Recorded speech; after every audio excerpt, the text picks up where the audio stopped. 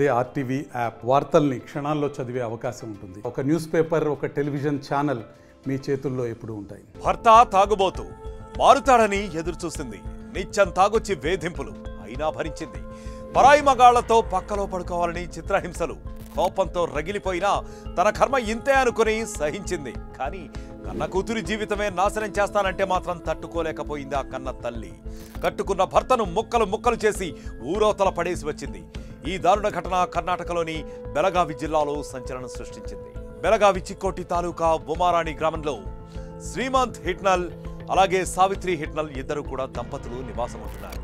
వీరికి 4 సంతానం. కొన్నాళ్లు కూలీ పనులు చేసిన భర్త ఆ తరువాత మద్యానికి బానిసయ్యాడు.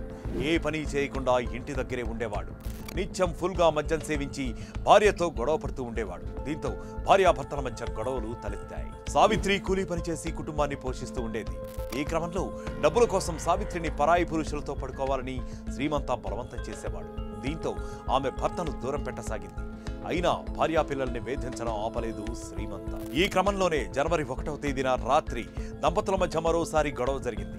మద్యం మత్తులో ఉన్న శ్రీమంత భార్య తనతో శారీరక సంబంధానికి ఒప్పుకోలేదన్న కారణంతో కుమార్తెపై అత్యాచారానికి యత్నించాడు.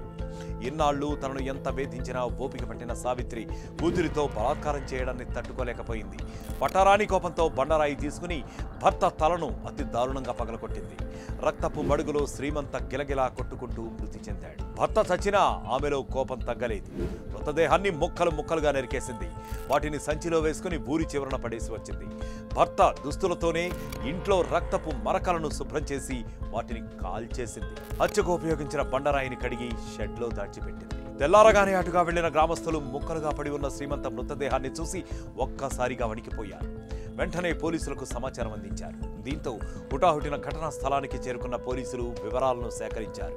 భార్య సావిత్రే ఈ ఘోరానికి పాల్పడ్డట్లు ప్రాథమిక విచారణలో గుర్తించారు.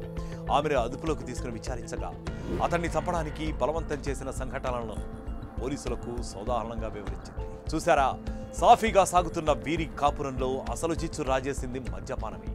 తాగుబోతు కావాలనే ఆ భర్త భార్య ఎవరు, కూతురు ఎవరో కూడా కనిపించకుండా ప్రవర్తించాడు. చివరికి 3 ముళ్ళు కట్టించుకున్న భార్య ముక్కలుగా అతన్ని నరికి పారేసి.